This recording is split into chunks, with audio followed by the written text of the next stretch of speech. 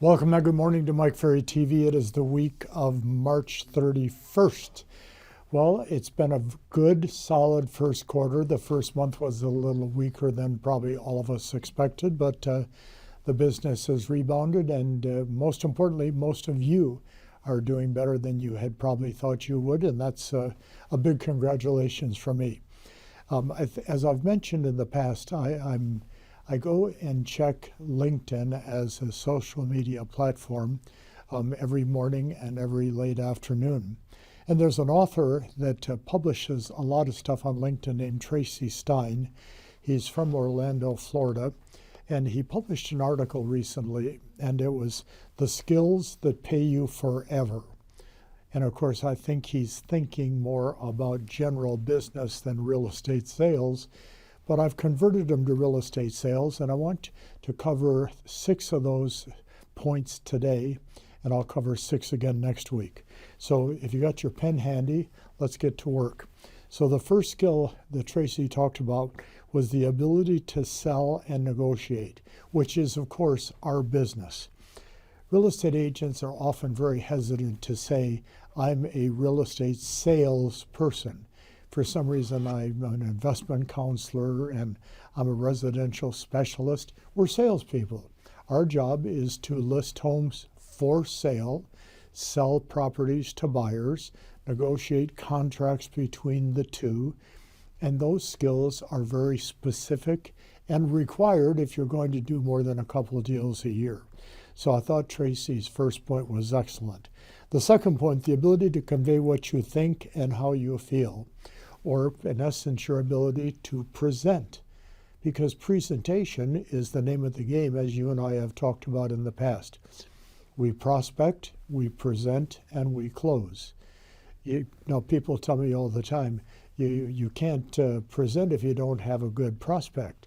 Well, most of the time you won't have a good prospect because you can't present. Think about it this way. If you've driven by a for sale by owner and not stopped your car, it was probably because of the lack of skill of presentation. So the ability to convey what you think and how you feel. Number 3, the ability to break a process down into smaller steps. Listing and selling real estate is not complicated. Watch, somebody has to buy, somebody has to sell. Our job is to bring the two together, or in essence, get in the way of these people that are trying to buy and sell a home.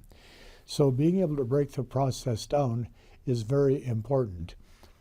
There are certain things we can say to a prospect to initiate a conversation. For example, when do you plan on moving creates more of a conversation than do you want to sell your home? Where did you folks move from creates more of a conversation is, oh, how did you guys get here to blank city? So the ability to break a process down and create a conversation is vitally important, and I thought Tracy's point was very well taken. Number 4, and this is a fun one, the ability to shut up, listen, and learn from others. The ability to shut up, listen, and learn from others. Gunther Kloss used to say to all of us all the time, the good Lord gave us 2 ears and 1 mouth for a purpose. Do twice as much listening and have as much speaking, and you're going to be ahead of the game. So how often do you find yourself with a buyer or seller prospect just talking incessantly? And how much good is that doing? You notice they start yawning, they start looking away, they, excuse me, I need to go get a cup of coffee. And we're thinking that they're enthralled by what we're saying. And the truth is, they gave up listening because we never were listening in return. So the ability to shut up, listen, and learn from others is vitally important.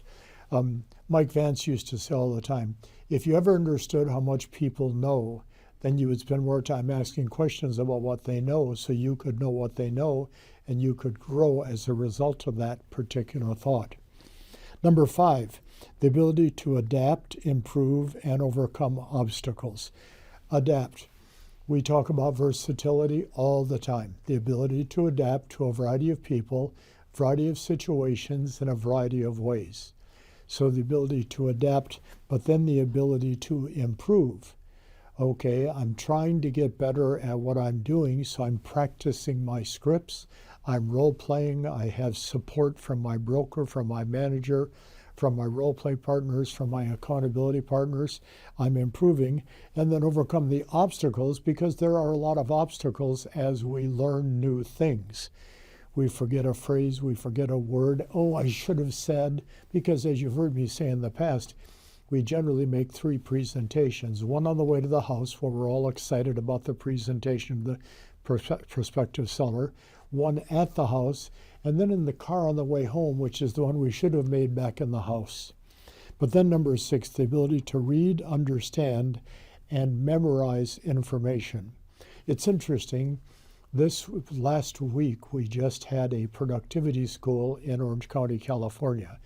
I think we had 230 people registered to take it, and some of the feedback I got, it was such an impressive group of people because Ron Cronin did such an impressive job in getting the people engaged.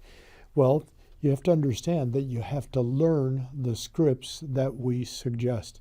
I had a great conversation with a great client about 2 weeks ago, and I said to the client, "Do you use scripts?" And the client said, "No, I don't believe in scripts." I said, "Okay, when you're selling your service, do you have automatic responses to some of the objections that they give you?" He said, "Of course, I've learned exactly what to say to respond." I said, "Okay, so then it's just substitute and say, I've got a planned presentation or a script to use when I'm responding to a potential prospect." And he smiled and said, "I got it." So in essence, think about it this way. You're walking down the street, you see a friend of yours approaching on the sidewalk. "Hi, Don, how are you?" "Hi, Mike, how are you?" "How have you been?" "Fine. How about you?" "I've been fine." "What's going on?" "Not much." "How about you?" "Not much." "Have a great day." "Okay, have a great day." It's all scripted. You have the same thing you say each time. So think about what Tracy has taught us. We'll cover it some more next week. But these tips that will pay you forever are really valid and really good and certainly fit right into everything that we teach. Have a great week. We'll look forward to talking to you next week.